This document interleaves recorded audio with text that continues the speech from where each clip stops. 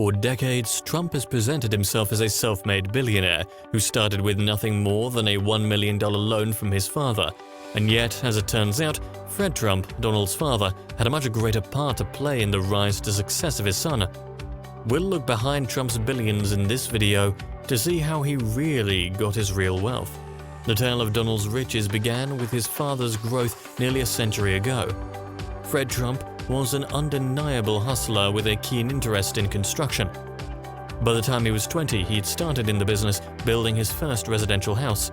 However, what's interesting in this video isn't the fortune he amassed using government money, but a massive campaign he started to funnel money to his children when he was just 40 years old. He used numerous methods, which were simple but effective. Before building 2 apartment complexes in Brooklyn, Fred purchased the land it would sit on. He then established a trust whose beneficiaries were his children and gave the land to the trust. Fred's would then rent the land from the trust through a contract known as a ground lease. In this deal, the trust would receive more than $60,000 annually for the next 99 years, creating a stable income stream. But the ground leases were just the beginning, and in the next 20 years, Fred would begin to transfer the buildings to his children. Via an empty corporation, he would buy a plot of land, build apartments on it with government money, and gift the shares of the company directly to his children. In reality, it was during this time that Fred constructed his greatest project, the Trump Village, for which he received $50 million from the state of New York, and which he would also transfer by dubious means to Donald. But this is discussed later in the video. Of course, Donald went to work for his father after graduating from college in 1968, and that is when the wealth transition really shifted into high gear. In 1972, Donald and his father formed a partnership to secure a loan of $8 million for the construction of Prospect Tower. Interestingly enough, while Fred did all the work, the bulk of the income went to Donald. He was paid consulting and management fees in addition to his share of the partnership. By 1975, Donald had received more than $300,000 a year from that building alone. If you add up everything else, he had pocketed close to $9 million from his father by the time he was 29.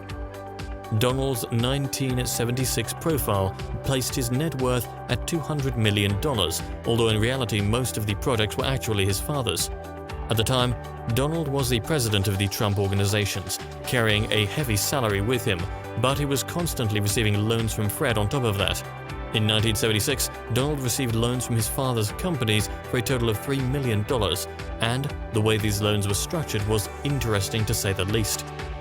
The loans came with some interest, but it was repaid as soon as the loan was withdrawn, and as the loan did not have a repayment plan, Donald was free to keep the money indefinitely. By the late 1980s, Fred had transferred nearly $50 million from his empire to Donald.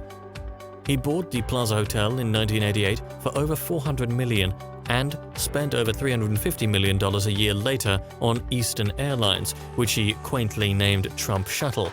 Of course, the most famous of all is Donald's entry into the casino business in Atlantic City. During the early 1990s, as Donald's casinos began to collapse, it was Fred who helped.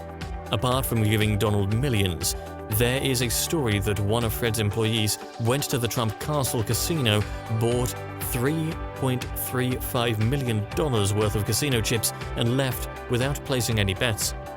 Another tactic employed by Fred was to initially acquire shares in Donald's property and then resell them back a couple of years later at a loss. An example of this was in 1987 when he purchased 7.5% of Trump Palace, a 55-story building in Manhattan, for over $15 million. Only 4 years later, Fred sold his shares back for only $10,000. In the early 1990s, Fred's health started to decline, showing signs of dementia. As he still hadn't transferred the majority of his wealth to his children, he began an impressive program to siphon everything he had left to them. His children formed a maintenance company in 1992 and became the subcontractor for all Fred's buildings. All repairs and improvements for Fred's properties went through this one company, and they all incurred a big markup. When the day came to transfer the properties, Donald and his siblings hired a notorious real estate appraiser to assist. The appraiser pushed down the price of 25 residential complexes of 7,000 units to just $40 million. He amusingly calculated 2 of the Trump Village buildings to actually have a negative value. In the end, it only costed $20 million to transfer Fred's entire real estate business to his children. When Fred died in 1999, he had just $2 million in the bank, and all the assets that he had spent 7 decades building were now in his children's possession.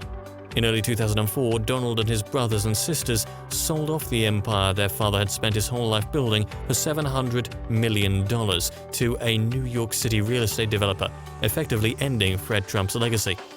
Of course, since then, Donald has continued to do business, and today his net worth is estimated to be around $3 billion, so clearly he did achieve a lot on his own. Thanks for watching, guys.